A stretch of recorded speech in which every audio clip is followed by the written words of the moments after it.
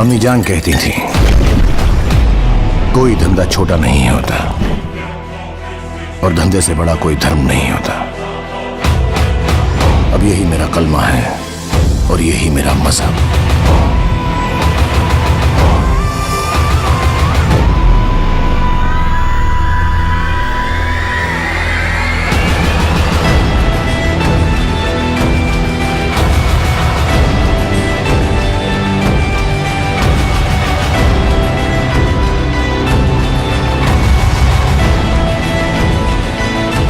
बनिएगा दिमाग मियाँ भाई की डेयरिंग।